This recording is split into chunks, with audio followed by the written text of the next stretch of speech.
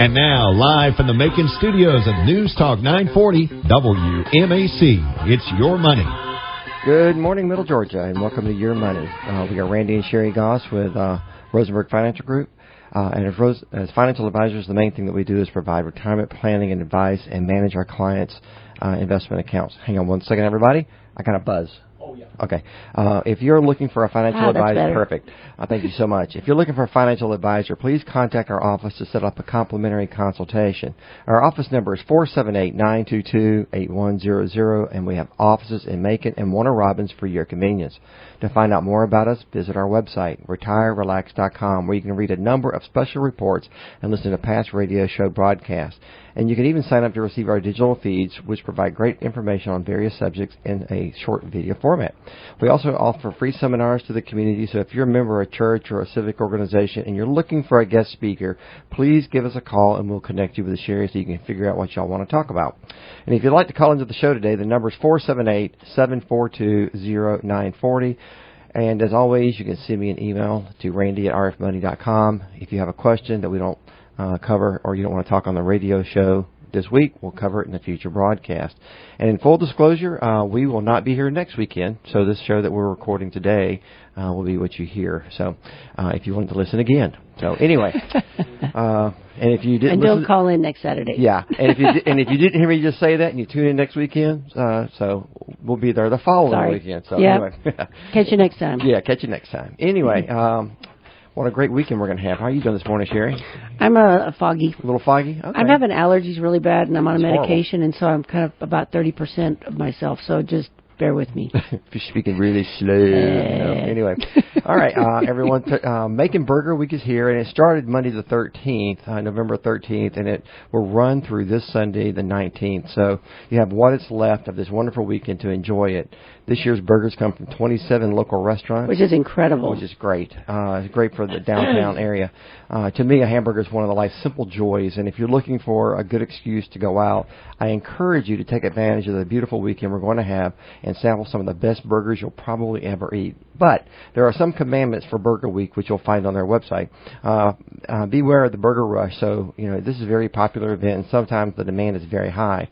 With that, you could experience some restaurants who run out of burgers on a given day. But that's just all part of the experience due to the enthusiasm over the event. Next thing is to be patient. There will be longer wait times, so go early and plan accordingly. Or eat lunch in the middle of the afternoon. There you go. Tips, and be kind to your server. As you can imagine, past events have shown this, that the Burger Week draws additional people to the area to participate in the restaurant burger tasting. Servers have a massive job of keeping the customers happy and the food flowing, so be kind to them with your tips at least. Burgers can be purchased solo, so you don't need to buy a full meal with all the trimmings. Just go get the burger, and you can tell you'll probably still need a doggy bag. They're huge. They're huge. They're just absolutely fantastically large burgers. And a primary commandment for Burger Week is the camera eats first. You're highly encouraged to take pictures of the culinary works of art and post them on the Facebook and Instagram. Burgers will be $10 a piece, not including side drinks, tips, or and stuff like that. As a commandment number 3 says, remember to tip your servers. And for an overview of the event, you can always visit MaconBurgerWeek.com. I'm so relieved that the weather turned positive for this. Right. Downtown is going to be just going crazy crawling this weekend. Today. I wish I was going to be here to experience it. Yep. So stocks moved higher this week. The latest piece of inflation data leans toward the Fed being done hiking interest rates. The October CPI report came in below expectations for both headlines, which include food and energy, and more importantly, core CPI without food and energy, on both a year-over-year and a month-over-month basis. Headline CPI, which is Consumer Price Index, showed a far greater improvement due primarily to falling gas prices. Here's the thing, though. While some will point to the year-over-year core CPI figure still at 4%, that's the lowest reading in about a year. But more importantly, when looking at the supporting graphs, you see a few months of sequential core CPI data points that are moving more toward the Fed's 2% target than the 4% figure. Yeah, this is good news, and it should shift the analyst focus to when the Fed might start talking in a more dovish tone and position itself to begin cutting rates. And adding to the good news is the October Producer Price Report, or the PPI, which fell 0.5% after climbing in September. Again, energy costs were a main driver, as energy costs have fallen 6.5%. That's wonderful. And here's what Goldman Sachs sees in the next year ahead as the markets and the economy return to pre-2008 conditions. Goldman Sachs' outlook for 2024 is fairly upbeat, with the bank eyeing just 15% chance of a recession. Goldman Sachs says that the economy and investing landscape is returning to a pre-2008 environment, and strategists said the global economy has outperformed expectations in 2023, and disinflation should carry on. Conditions are normalizing as the era of ultra-low rates ends. With a 15% recession probability for the year ahead, the bank expects a handful of tailwinds to support global growth and investments as macro landscape reverts to 2008 conditions. In a note to its clients this week, they said the hard part is over. Goldman strategists highlighted that the economies around the world have outperformed even optimistic expectations through 2023. According to Goldman, 2024 should cement the notion that the global economy has escaped the post-global financial crisis with an environment of low inflation, zero policy rates, and negative real yields. And the period since the GFC has often felt like an inevitable move towards lower global yields and lower inflation, or a liquidity trap.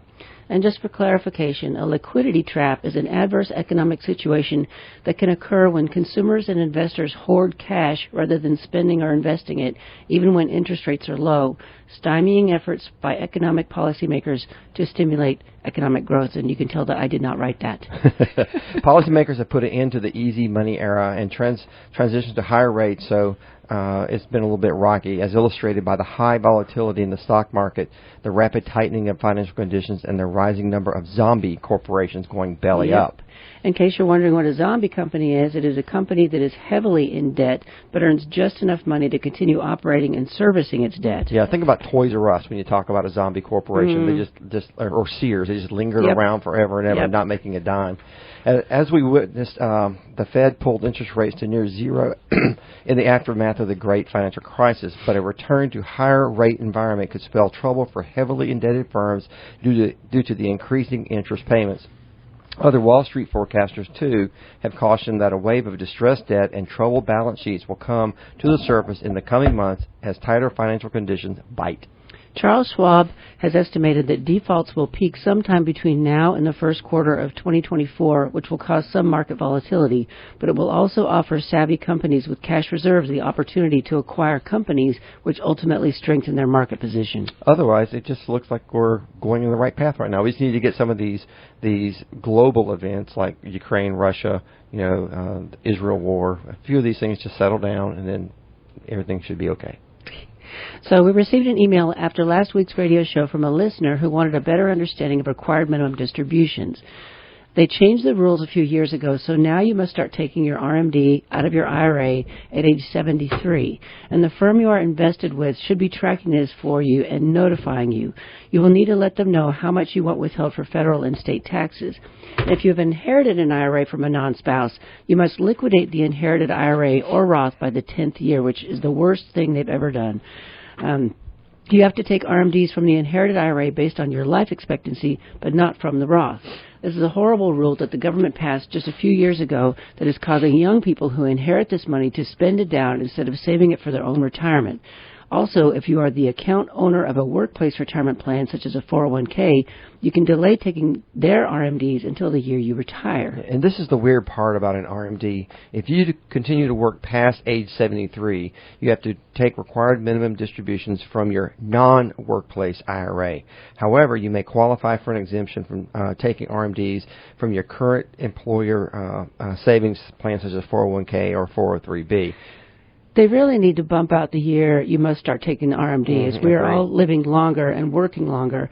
I have a client who is self-employed, who is over 73, and he has to take his RMD, and then he can turn right around and contribute to his SEP IRA as he's still running a business. It really makes no sense. And that's a good point, Sherri, that if you are having to take an RMD and you don't need the money, just talk to your advisor, open up a TOD account, and just park the money in that and have it continue continue to work for you. Yep. So we're living longer. We need to be able to wait to take out this money. And I meant to look up, because they are bumping out the age further, but I think it's 10 years from now or something like that. I meant to look that up. Yeah. All right. We do have some updated contribution limits for 2024, and they go like this. Employee contributions for a 401k plan is increasing to $23,000 in 2024. Now, that's up just $500 from 2023. Contribution limits for IRA will allow investors to save $7,000 in 2024, and that's up $500 as well, and $8,000 if you're over 50. Catch-up contributions will remain unchanged. In 2024, more Americans may qualify for Roth contributions, with adjusted gross income ranges rising between 146 to 161 for single individuals and heads of households, up several $1,000s from 2023. The Roth IRA contributions for married couples filing together will rise to between $230,000 and $240,000 in 2024, and that was up several $1,000s as well from the previous year. So you've likely heard me promoting the cybersecurity briefing that took place last Thursday night. I thought you were going to say something. Oh, well, yeah. This is funny. I was looking somewhere else. Okay. Anyway, we attended it, and it was an incredible event. It was small, but it was really good. And if you want a copy of the handouts, which is full of great information, just email Sherri at Sherri@rfmoney.com. Yeah, it was incredible. The people that spoke were incredible, extremely smart people. And the handout gives you all sorts of tips and advice. The other thing you can do is you can go to our website, retirerelax.com, click on special reports, and we have you scroll all the way to the bottom, and we have a cybersecurity briefing, and we also have a article from the FTC about what to do in case you do get hacked. So there were a few vendors at this meeting that had booths. So we stopped and talked with the Houston College and Career Academy, which I will get to in a moment. Good morning. You're on with Randy and Sherri. Good morning. How my favorite couple doing in Macon, Georgia today? We're great. How's things in Perry?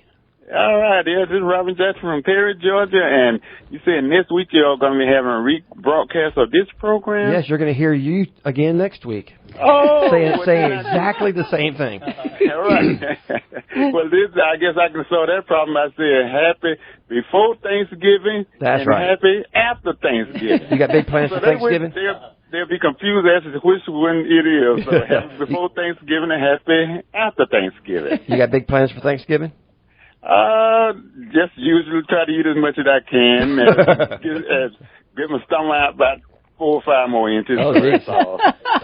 Well, we have an article at the very end of this that's going to be just right for you, okay? So all right. Stay tuned for the entire show. All right. Okay, I'm going to let you go. And just when you all mentioned about Sears, one thing which they were doing when I was working at a Carewood company, it changed to Georgia Deco, and then changed to Carewood, and then it changed to another name. But anyway, their policy was if you have anything that you bought from Sears, for example, a bedspread, after 20 years, you have used that bedspread, and it was all torn up or whatever, you can bring it back to Sears and get another blank out. That's a very bad plan. Who was the other company, Sherri, that had that policy, and they finally had to get rid of it? It's like LLB or something? Yeah. Anyways. Right. They were going broke because of it. All right, well, I'll let you go. Have a good one. Happy before Thanksgiving and happy after Thanksgiving. You too, Robin. Sir. We'll see you later. Thanks. Bye-bye. All right, so there were a few vendors that had booths, so we stopped and talked to the Houston College and Career Academy. And did you know that high school kids can use dual enrollment in their junior and senior year and graduate from high school with a career? And it's free. And they told you something else about this, about what the equipment that was available. Talk about that. There's like 20 different career paths that you can explore. And if you chose computer programming or just pick a subject, they will bring in the instructors and teach in high school. And at the school. Yeah, so you don't have to take the kids somewhere else. That's at least what they were telling us. So you might need to call them and get the full scoop on things. But the nice thing is when you graduate high school, you have a diploma in your hand, a certification that you can go get a job as soon as you walk out of the high school. I think you've got it right there. Yeah, so heating, ventilation, air conditioning, HVAC, industrial systems, welding, which is all of the ones you just mentioned are really good careers. Let me see here. Hospitality and tourism, human services, cosmetology, information technology, computer programming, law, public safety and corrections, science, technology, engineering, and math, which is STEM, transportation, distribution, logistics. There's a lot of opportunities. If you have kids or grandkids that are going into high school, you need to seriously sit down with a guidance counselor and talk about this and see if you can't get them on a path where you save all this money, you don't have to pay for college, and you go right into a career. Well, and we have friends that we just see their kids adrift. They don't know what they want to do. They've not explored anything while they were in high school. They just enjoyed their time while they were in high school. They didn't think about what comes next, and it's really biting them now because they're not making any money, and they have no idea what they want to do. So this is a fantastic way for people to get a head start. So if you want the copy that I have, I can scan this and I can email it to you. Just email me at Sherri, SHERRI, at rfmoney.com, and I will shoot it to you. Good morning. You're on the air with Randy and Sherri. Yes, this is your 23rd cousin. Happy Thanksgiving. Happy Thanksgiving to you all. We're going to have a blessed Thanksgiving. Listen, another issue that people have tagged me with is a rule that is coming into effect on January the 1st, 2024, about all LLCs and small business and all having to fill out new forms that will allow the government to keep tabs on just about everything you do. Do you have any more information than that? I mean, I'm going to have to Google this real quick. Might have to Google it. I can't tell you exactly what, because it showed up on my post, several times. Okay, can you say that again? You said all LLCs?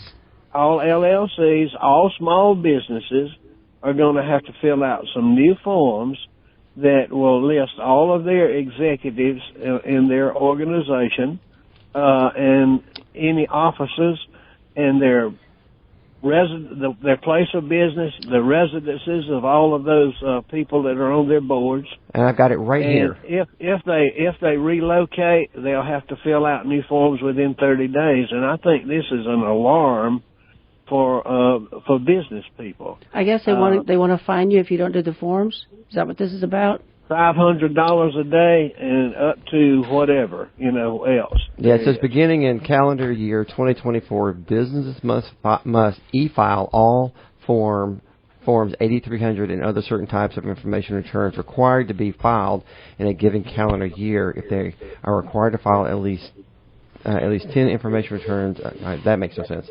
We're going to look into this, and we'll cover this on... I think this is a major league alarm for all small businesses, because a lot of them won't be aware of it. Right. And that's the biggest point. And the Form 8300 is a report for cash payments over $10,000. So that goes into the money laundering category. So. I know that you all can research that down to the finer points, and we will. Anyhow, if you can pass that on to your listeners, it would be a big help to them. Well, you just did, and we greatly appreciate it. And we will bring this back up in 2 weeks when we're back here. Thank you so much, because I had not heard of this. Okay, y'all have a blessed Thanksgiving. You too, cousin. You too. God bless. Have a great day. All right, bye. Bye-bye. Yeah, that's interesting. It sounds to me like they just want to find people. I don't know the point. Anyways, I'm here. No, you're still talking about the career education. But anyway, no, you said if they want that flyer to email you at Sherri at RF Money. I'd like to add a few things about this cyber briefing as well. A few months ago we talked about artificial intelligence and how hackers are using it to make their attacks against you feel even more credible. Phone calls to trick you into paying for something are on the rise. In the past, it was the old vehicle warranty scams, and your grandchild has been arrested and needs bail money, or they pretend to be from the Georgia Power or another utility company, and stating that your utility bill is past due, and they're going to shut it off within 30 minutes. I had one of those just last week. Did you really? Yes. The daughter was there, and the mother got the call, and she ran to go grab her purse and get her credit card and pay, and the daughter said no. Yeah. No, hang up and call Georgia Power yourself, and it was a scam. And another one that came in to a friend of ours, was they wanted him to change his Medicare stuff and said, we can save you all this money right now. We just need your credit card. Yes. And the wife took the phone away from him and hung up. And so they it takes a village sometimes, because even the savviest of people can get taken by this stuff. It sounds so real. They catch you off guard. Yes, they do. So if I don't recognize the number, I do not answer the phone. That should be your number one rule. If you don't recognize it, let it go to voicemail, then listen to it and delete it if it's trash. Yeah, and if you're interested in something like that, you probably already know it. You should go out and do the research yourself. But with regards to people pretending to be a relative, a great way to determine if this is a scam or not is to have a family passphrase. And we talked about this, about 6 months ago, and they brought that up there, and that this passphrase is something that only you and your family know. If the scammer can't give the passphrase, then hang up.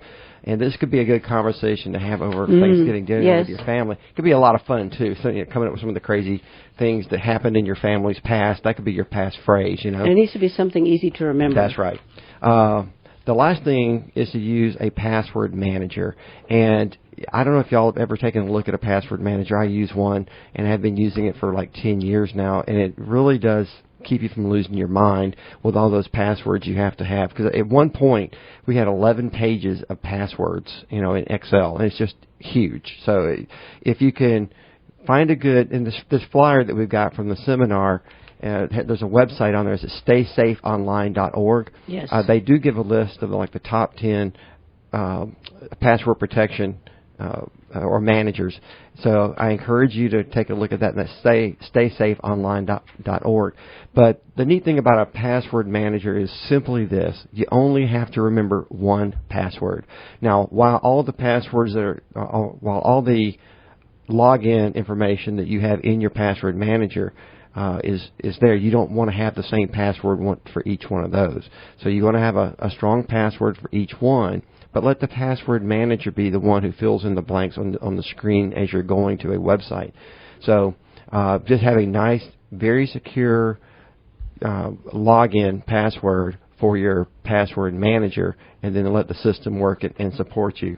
The other thing they talked about at the cyber seminar was how much information you put on Facebook, and like the name of your dog, the name of your grandkids, and that a lot of people use those names as their password. That's right. And so people can get hacked just by all the stuff that they're just throwing out there to the public without thinking of who's looking at it. Well, yeah, I mean, because a hacker is going to stick in all the information that they find on these websites from you, and then they're going to start having a computer algorithm run and plugging in all this information, any variation of Fluffy, your dog's name, and then putting numbers behind it.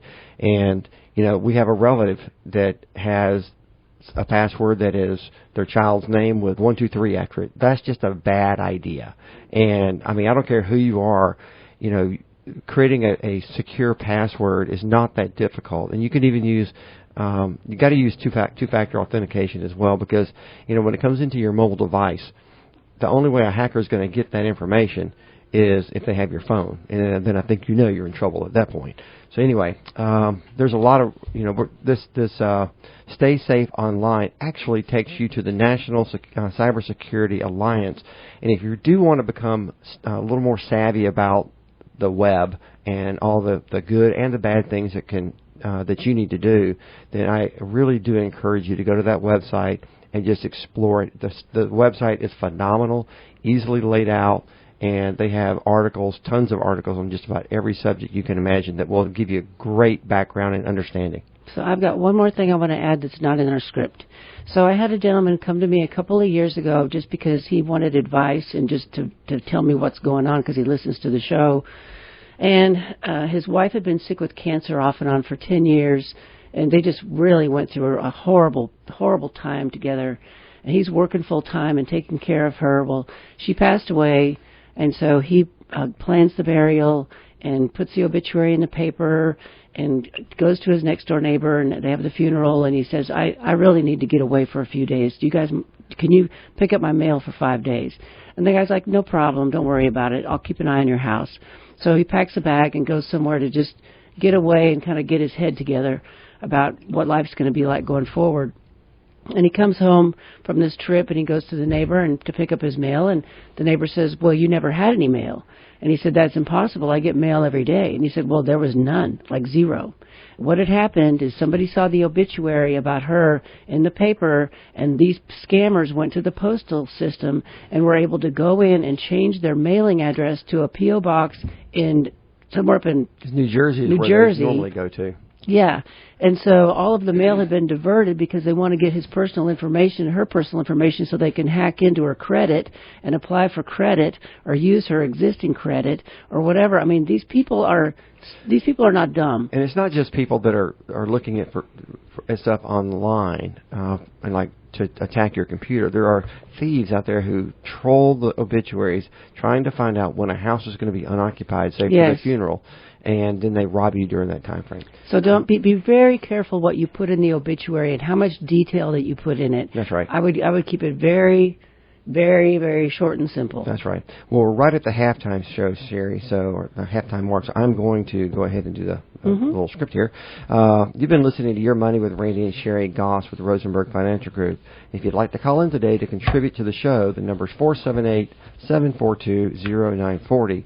And Rosenberg Financial Group has offices in Macon and Warner Robins, and you can learn more about us by visiting our website, retirerelax.com.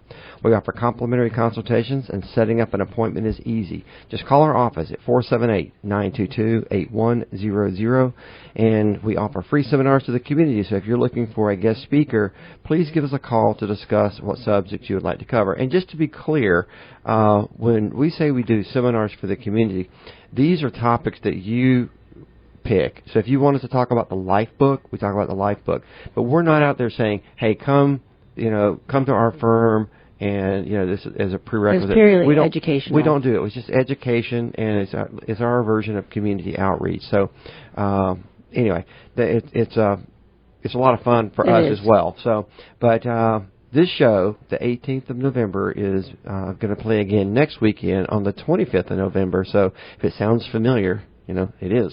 And we will be back on, Sherri, then that will be December 2nd. I can't believe it. Anyway, let's see. Let's talk about Thanksgiving. Yes. All right. Let's see. Thanksgiving, it can be either fun and joyful experience or stressful. It can be a very exhausting holiday, especially if you're the one who's picking up all the heavy work, doing the cooking for everybody. But here are some ideas to make it a little bit more fun. So Thanksgiving is all about togetherness and being able to spend time with the ones you love and being thankful for even the small things. While the day usually centers around a hearty Thanksgiving meal, there are countless other Thanksgiving activities that people partake in as annual traditions with family and friends. For starters, many people like to watch the Thanksgiving NFL football game, which I have never done, but there are plenty of other Thanksgiving traditions that are worth exploring. Yeah, one of the best things about traditions is that it's never too late to start one. And if you're looking to shake up your Turkey Day agenda this year, check out these fun Thanksgiving traditions that the whole family will enjoy.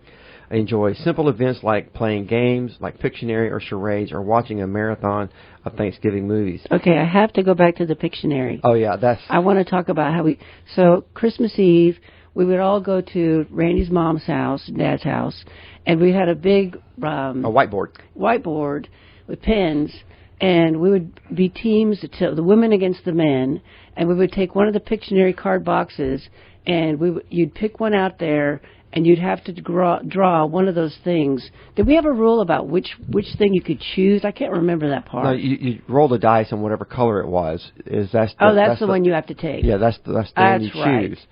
So you have to draw, and you have a little timer thing that you flip over, and so you have you have 1 minute to draw whatever your rendition of whatever's on that card. So you can't talk, you can't put words, you can't write anything. You just have to draw. That's right. And so it is so hilarious. And this, young people to old people can all play this together, and it is so funny. I was rolling on the ground laughing when your dad was trying to do the... Well, it's best when someone really can't draw, and my dad was one of those people, Mount Rushmore. He had Mount Rushmore, and every time he drew something, it looked like the Olympic rings. And, after a minute, we actually gave him another minute because we're like, we can't figure this one out. So we gave him one more minute to try. It still didn't work. But it's a lot of fun. And what was crazy... It's cheap. Yep. What was crazy is we sent a picture of it to our daughter and said, what is this? Within 10 seconds, she said Mount Rushmore. I was like, what? How the heck is that even possible? But that is my most fun memory with your family is playing that game and just laughing. We're going to break that back out. Having a good time. Yeah. In keeping with the true meaning of the holidays, you could also try a tradition that incorporates the idea of gratitude. Write thank you notes to loved ones near and far, and start a gratitude jar, or give back to your community by volunteering at a soup kitchen or similar. Of course, there are also many activities surrounding the big feast itself, whether it's making the traditional Thanksgiving desserts, hosting a pie swap, or splitting a wishbone. It's no surprise that food tends to be the focal point of the day. And at the end of the day, you can't go wrong with any of these traditions. Each one will help you make new memories with your loved ones that you'll cherish for years to come. So you could do things like starting a Thanksgiving karaoke themed lunch, but I will tell you, you don't want to be in our house if you did karaoke, because I don't think anyone in our family can carry a tune in a bucket. So, well, I think it's the younger kids that would have the most fun with that. I think so too. You could, speaking of kids, you could set up a kids craft station. Oh, that's what I like. I do too. And if you want to keep them entertained while you focus on the cooking, it's a good idea. And set up a holiday craft station to let everyone's creative juices flow, so adults alike can jump right in there with them. What we used to do every year on Christmas Eve is make a gingerbread house. Yeah. That was really fun. And then on Christmas, you guys would take it out into the woods and shoot it. Yeah, long distance shooting at the gingerbread house. That was part of a tradition. With a house full of kids, it's always fun to just let them run wild. One of the best games we played was sneaking into the kitchen to see what goodies we could sneak out without getting hit with a big wooden spoon. My grandmother had a wooden spoon that if you got hit with that thing, you knew it. You knew it for like That's 3 funny. days. I mean, and it was kind of a game for them too. They wanted to see if they could catch the kids, and we were trying to steal everything we could out of that kitchen. So you could also take a group photo. And, if everyone gets dressed up in their cute Thanksgiving outfits on the big day, it's the perfect time to take a family photo. You might even capture one that would just be perfect for your Christmas cards. Now, this is fun, but sometimes stressful. I don't know why getting everyone to look one direction for 20 seconds is so difficult. So let me tell you about my client Christmas card. Mm-hmm. I just thought about this.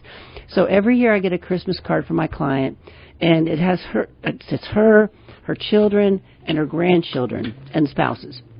So they all, on the front of the card, they all look really super serious, like they're all posed, like perfectly with their legs crossed, and everybody's looking all prim and proper. And then on the back of the card, it shows what they're really like. They're like hanging from trees and acting crazy and jumping around or doing a handstand. I like that. Every year it is so funny. It makes me smile when I get that card. So maybe do something crazy and creative. Yeah, but having people stand still for 20 seconds was probably when I was doing the photography every holiday season, it was just frustrating because, one person was just, they know when the camera's going to go off and they just look to the right or the left or whatever, It's like, stop doing that, Anyway, sharing family stories is always a lot of fun, and they're as much fun to tell as they are to hear about. So that's just a good idea. This year, consider recording them so they can be passed down throughout the generations. So what my dad did before he passed is he wrote 30 pages of his family history and what it was like to grow up on the farm and where his parents came from. They were both immigrants from Norway, and I still have those pages. I kept them because he had to sit at a typewriter. This is back in the day when you had that, what was that paper that had the duplicating? The mimeograph paper or the carbon paper? Carbon paper, so it would make 2 copies at a time. Mm-hmm. And he typed them over and over and over to make enough stories so everybody could have a copy of this thing. But it's the history of our family and how we ended up where we did and where he came from and where the grandparents came from. I don't know that we talk about that stuff enough anymore. I don't know that young people are hearing it, but to hear the story of someone who's, like my grandparents were immigrants with nothing, coming from Norway to Moscow, Idaho, and how they met and then built a farm and became super successful. It's just that kind of stuff people need to hear more about that. I agree with that. Anyways. And it's nice to have it, so that the future generations, the young generations now, they will understand where you came from. I think it's great. So maybe we'll do that this Thanksgiving as well. Mm-hmm. You could also, go ahead. Oh, I'm sorry. This is, wait a minute. You could also watch a NFL Thanksgiving tripleheader. That's one of the ones I'm looking forward to this year. There's some great games. The Detroit Lions and the Dallas Cowboys are part of this lineup. Green Bay Packers are playing Detroit, and Washington Commanders are playing the Dallas Cowboys, and the 49ers are playing the Seattle Seahawks. But I'm sure, Sherry, there's a nap in that. I will guarantee you there's a nap in there. Yeah. Tryptophan. Was it tryptophan? I don't know. What's in the turkey? I don't know. Anyways, was it Tryptophan? Tryptophan, you know. So what we used to do, too, is go to Randy's parents' house on Christmas Eve, and then after the Christmas Day dinner or lunch was over and the gifts and everything was cleaned up, then we would... Wait a minute, I'm confusing myself. Yeah, after Thanksgiving, you're getting ahead. Blame it on the Benadryl. Well, we'd go to Mom's house, and as soon as on Thanksgiving, as soon as everything was eaten, picked up, put away, everything, all the leftovers were doled out to people that were there, so they could carry them home and have leftovers for another week. We'd break out all of the Christmas stuff. And we'd set up the tree, the train that went around the big tree. Put all the wreaths in the windows. It was a half-day event, and putting up all the lights, and it was just a very good way to get everyone that's there involved. And even if you have guests, get them involved in it too, because it's just when working together, is a good team building or a memory that you build. So it's just a way to do that. So play lots of loud Christmas music. Yeah. Let's see. We've already talked about that. So you want to talk about the gratitude jar? Yeah. Here's a Thanksgiving tradition you can make last all months long. That's weird. Family members can write a daily gratitude note and drop it in the jar, and then on Turkey Day, go around the table and read them aloud. Yeah. Just saying what you're thankful for is just a big deal. I don't think we do that enough. Let me see here. Well, it could be a great group activity, too. So that's just a good way to spend some time together as family. So you could even get some glass jars out and some craft materials and let everybody create their own gratitude jar, design it however they want to. Anyways, just think outside the box. You don't have to spend a lot of money to have a good time together. Yeah, and if you've got a tradition you want to share, call us. All right, let's talk about some changes that are coming to the Social Security program that could occur in the very near future. The American Postal Workers Union has endorsed the Social Security Fairness Act, a bill proposed in Congress that would repeal the Social Security rules known as the Windfall Elimination Provision, or WEP, and the Government Pension Offset, or GPO, that reduces benefits for workers that had positions where they did not pay Social Security taxes, also called non-covered earnings. This legislation has support from other organizations that represent public workers, including teachers, firefighters, and police. The bill has overwhelming bipartisan support in the House of Representatives at a time when the chamber has been politically divided. That support recently prompted House lawmakers to send a letter to leaders of the Ways and Means Committee to request a hearing on this subject. The Social Security Fairness Act has also been introduced into the Senate, with support from 49 leaders from both sides of the aisle. Yet some experts are just getting rid of the rules may not be the most effective way of making the system more fair. The WEP applies to how retirement or disability benefits are calculated if a worker earned a retirement or disability pension from an employer who did not withhold Social Security taxes and qualifies for Social Security from working other jobs where they did pay taxes into the program. And Social Security benefits are calculated using a worker's average indexed monthly earnings. For workers affected by the Windfall Elimination Provision, or your Social Security benefits can be reduced by your pension. The Government Pension Offset, or GPO, meanwhile, reduces benefits for spouses and widows or widowers who are recipients of retirement or disability pensions from local, state, or federal governments. According to the Social Security Administration website, the administration will reduce the Social Security payout if you did not pay into Social Security while you work for the government. And I want to make a side note here. If you have parents, talk to them, and one of them has a pension, talk to them about this. Ask them. Here's one of the biggest questions I ask people when I see them when they're going to retire. They're going to take a pension. I want to know, are you going to take the spousal option to protect your spouse so that in case you pass, they continue to get some money? So the deal is, you have a spouse that is getting the spousal option pension. The offset applies to this widow or widowers of the spouses who had the disability pensions. So I'm not saying this right. Anyways, it's a big thing to understand because I have some scenarios where I have clients who he took the pension, he made the most money, and he only took the pension on his life. So when he passes, his Social Security and his pension will go away, and she'll be left with Social Security only. But a lot of times, once you make that decision going into retirement, that's it. It's final. You can't change it. That's right. Now, TSP last year came out with a program where a person who retired and did not select the pension, what do you call it? I can't remember. Well, TSP is like the shares of... No, I know that, but what? I can't remember the name. Yikes. I can't... What do you call it if I die and you still get money? You mean from your my pension. From your pension. Oh. Spousal benefits. Spousal benefits. Thank you. Sorry about that, guys. But TSP threw me off. Yeah, if you don't select your spouse to receive it, if you don't have an offset, so you're paying into it, basically ensuring that your spouse is going to receive money if you pass away. They came back out last year and said, yeah, you can now buy back in. Yes, I forgot about that. And that's right. You know, it's expensive, but it may be very well worth it in the long term. So think about that. Yeah, good thinking. Anyway, anything else on that? Says under the GPO, Social Security benefits are reduced by 2/3 of the government pension. If 2/3 of the government pension is more than the Social Security benefit, the Social Security benefit may be zero. Yep. And according to Edward Kelly, the general president for the International Association of Firefighters, the impact on the rules are far-reaching. He says firefighters work in second jobs in the private sector as cab drivers, bartenders, or truck drivers where you can earn credits towards Social Security. This issue affects hundreds of thousands, if not millions, of public employees that paid into Social Security and essentially are being penalized because they also happen to be public servants, whether they are teachers, cops, and obviously firefighters. The WEP and the GPO rules were intended to make it so workers who pay Social Security taxes for their entire careers are treated as those who do not.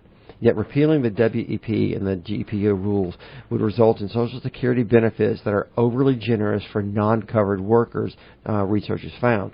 Right. Part of what may create that advantage is that Social Security benefits are progressive and therefore replace a larger share of income for lower earners. So someone who only has part of their salary history in Social Security may get a higher replacement rate without considering the pension income. Fully repealing the WEP and the GPO rules may also come with higher costs at a time when the program is facing a funding shortfall. The change would add an estimated $150 billion to the program's costs in the next 10 years, according to the Center of Budget and Policy Priorities. Yeah, and another way of handling the disparity may be to create a proportional approach to income replacement. Instead, workers' benefits would be calculated based on all their earnings and then adjusted to reflect the share of their careers that were in jobs covered by Social Security. However, a proportional formula may not solve all the inequities, they say, in the current system, according to Emerson Sprick, the senior economic analyst at the Bipartisan Policy Center, which has prompted a think tank to work on refining this proposal. Either way, it's an important reform that the current formula reform to the current formula to make it easier for workers to understand and plan for their retirement. Is extremely complex and very hard for folks to prepare for retirement or in their retirement to understand what it means for their benefits. Many workers find out that their benefits are adjusted when they're just about ready to retire.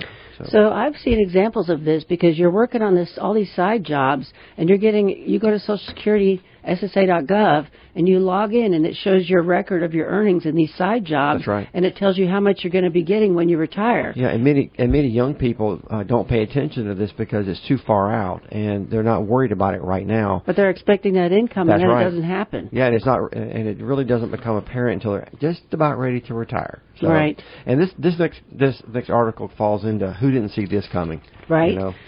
Oregon decriminalized hard drugs. It isn't working. Soon after Oregon became the first state to decriminalize all drugs, officers in Oregon stopped arresting people for possession and began giving out tickets with the number for a rehab helpline. Most of the people smoking fentanyl or meth on the city streets balled them up and tossed them onto the ground. Basically, it was a waste of taxpayer money, and many officers quit issuing them a few months after the law went into effect. Nearly 3 years into an experiment the proponents hoped would spark a nationwide relaxation of drug laws, many in Oregon have turned against the decriminalization initiative known as Measure 110, which passed with 58% support in 2020. People sprawled on sidewalks and using fentanyl with no fear of consequences have become a common sight in cities such as Eugene and Portland. Business owners and local leaders are upset, but so are liberal voters who hope decriminalization would lead to more people getting help. In reality, very few drug users are taking advantage of the new state-funded rehab program. Right. Now a coalition of city officials, police chiefs, and district attorneys recently called on the state legislature to recriminalize hard drugs. A measure to do so is in the works for next year's ballots. A recent poll found that the majority of Oregon's population support the idea. The fundamental problem, according to law enforcement officers and researchers knowledgeable on Oregon's problems, is that the threat of jail time hasn't been replaced with a new incentive for people struggling with addiction to seek treatment. Law enforcement have issued over 6,000 tickets for drug possession since decriminalization went into effect in 2021, but just 92 people have called and completed the assessment needed to connect them with services, according to the nonprofit that operates the helpline. The only penalty for those who don't call is a $100 fine, which is rarely ridiculous. enforced. Before the law went into effect, people caught with small amounts of drugs were typically given a choice of court-mandated rehab or criminal sanctions such as jail time or probation. Keith Humphreys, a Stanford professor who has studied the measure, believes that it was not a crazy thing to try at all, but I think they misunderstood the power of addiction. They really believed that if you decriminalized drug possession, people would come rushing in saying, please give me treatment. However, addiction is not like cancer. Yeah. That's a really good statement. The number of fatal overdoses in Oregon during the 12 months that ended in May rose 23% from the same period a year earlier to 1,500, according to preliminary federal data. That is the third highest increase in the nation behind Washington and Nevada. Wow. And now, advocates of the drug decriminalization blame Oregon's continued problems on nationwide trends, including the rise of deadly fentanyl and increased homelessness. They say Measure 110 is already succeeding at one of its goals, and that's to keep people out of the criminal justice system for drug possession. About 4,000 people were arrested in drug offenses in Oregon in 2022, down from 11,000 in 2020. And you're probably sitting there wondering, what does this have to do with my money? Well, we had neighbors that had a condo in Portland before all this went down. They would spend half the year in Macon, half the year in downtown Portland. Well, they passed this law, and guess what? Their property values dropped like plummeted. a rock because it's just it's a mess. It's a giant mess, and there's nobody interested in cleaning it up until it's hit a wall. Yep. And so this stuff matters, and it affects everybody in multiple ways. And just imagine the theft. Imagine all the other things that go along with people wanting to buy drugs and just be high all day long and not working. I mean, it's a disaster. I don't know how they thought this was a good thing. I don't get it. So rather than using the threat of jail time, advocates for decriminalization say they are persuading people to get treatment by having them talk to a former drug user. That sounds like that's really going to work. The executive director of Emergence Addiction and Behavior Therapies in Eugene, Oregon, said that even though more people are getting peer support through programs funded by the measure, fewer are getting treatments. He's reported that there have been a 25% drop in participation in their programs. Oregon was the first state to decriminalize possession of marijuana back in 1973. Taking the same pioneering approach to hard drugs in 2020 proved easy, as Measure 110 faced little organized opposition. Michael Lowe, a 56-year-old bookstore clerk in Eugene, voted for it enthusiastically. A Grateful Dead fan who has experimented with mind-altering substances long supported the liberalization of drugs to be more like those in the Netherlands. But as she watched the public drug use flourish in this city of 175,000, she fears she had voted the wrong way. There are constant problems all over town, and it doesn't matter where you live. There are always people strung out on drugs everywhere, she said. So it's just sad. It is. Other states that once seemed likely to follow Oregon's lead are pumping the brakes. Earlier this year, Washington's Democratic Governor Jay Inslee signed a law that boosts funding for treatment while maintaining criminal penalties. Max Williams, former director of the Oregon State Prison System, said he is skeptical the state legislature will make adequate changes to the law. And anyways, that's enough of that, probably. Anyway, let's talk about delaying Social Security. So let's talk about that. If you have money in a 401k and collect a pension, you may be in a position to delay Social Security until age 70. Doing so can boost your monthly benefit by up to 24%. However, delaying Social Security will mean you have to rely more heavily on your savings for several years and potentially take a large bite out of your nest egg. But is the trade-off worth it? Funding a retirement account is about having enough money to cover your expenses. You may be ready to retire when your retirement income matches or exceeds your anticipated expenses. For most people, the secure lifetime benefits from Social Security represents a critical source of retirement income. Additional income may come from pensions, retirement accounts like the 401ks and IRAs, rental income, and investment from properties and part-time work. On the expense side, essentials including housing, food, health care. Most people also have discretionary expenditures like transportation, entertainment, recreation, education, and travel. People with enough savings can afford to delay Social Security and use their nest eggs to cover living expenses and discretionary spending.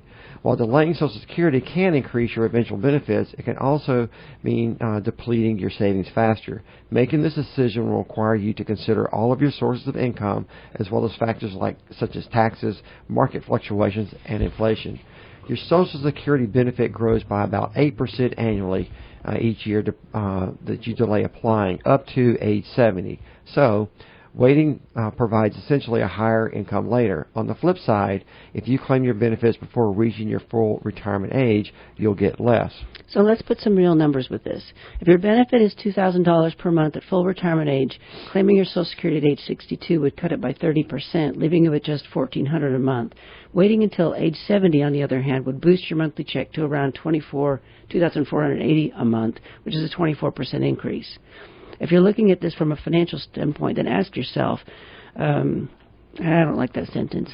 The longer you can defer taking Social Security, the better, because your benefits will grow 8% annually. Well, you know, I think what that paragraph was trying to say is if this was just a regular stock investment account that you had, would you be happy getting an 8% return guaranteed? And that's just what you're getting if you delay Social Security for an extra year. So delaying also makes sense if expenses are low, debts are paid, and assets can reasonably cover expenses. Talk to a financial advisor today to make a plan for your retirement. And if you want to talk to us about this, give us a call at 478-922-8100, and we'll set up an appointment, and you can speak with Jonathan or Sherri. You can also download our special report for free at retirerelax.com under the special reports section at the very top of the website. And there are a couple of reports I recommend. The first one is, Can I Afford to Retire? And the second one is Maximizing My Social Security Benefits. So the Can I Afford to Retire walks you through all the steps that you would do with me if you came in for an appointment. Mm-hmm. And you could just work through it in your head and even bring it back in and sit down with one of us and make sure that you're on the right track. Because you have to get your income together. You have to seriously consider what your expenses are by tracking your spending for a month. You need to get all those numbers on paper so that you can have the peace of mind of knowing that you absolutely are going to be okay in retirement. Absolutely. And, you know, I will put a plug in here for something that we've done our own version of financial plans for a long time, you know, more like you can take a look at what their income and expenses are, but we have a more formalized process that we have put in place now. And if you would like to, if you're looking for a financial advisor, we're going to start doing this for our clients. We'll be able to make that financial plan that you can actually take a look at on your on a website from home, and it's a great way for you to, if you haven't opened up an account somewhere with an advisor, to do that and then have basically a roadmap to where you're going to be in just a few years. So anyway, to where you want to be. That's exactly right. Deciding when to take Social Security involves contemplating uncertainty, and that is the tricky part. One big risk that your investment returns may fall short of your annual return assumptions, which means that you'll either have to withdraw less or accept that your money won't last as long as you anticipated. Another possibility, and one that that we're living through right now is inflation. Inflation can outpace long-term projections, requiring you to spend more money and maintain your standard of living. So if you have substantial retirement savings and a pension, delaying Social Security can pay off. But first, make sure you can afford to fund the expenses from savings and create a retirement budget accounting for all of your sources. So it's a great thing to consider, Sherri, and I think that we're coming into the show, so we're just going to kind of wrap it up here. If you'd like to get an appointment with us, give us a call at 478-922-8100. And thanks for listening to Your Money Today. It's produced by Rosenberg Financial Group. And as financial advisors, the main thing that we do is provide retirement planning advice and manage our clients' investment accounts. And if you're looking for a financial advisor, please contact our office to set up a complimentary consultation. Our office number is 478-922-8100, and you can learn more about us by visiting our website, retirerelax.com. And if you have a question or a topic you'd like for us to cover in next week's broadcast, email me at randy@rfmoney.com. And we look forward to connecting with you in a couple of weeks. And if you want the handouts from the cybersecurity seminar, or you want the handout from the Houston College, email me, Sherri, Sherri, @rfmoney.com, and I will send them to you. And we hope you have a great Thanksgiving week.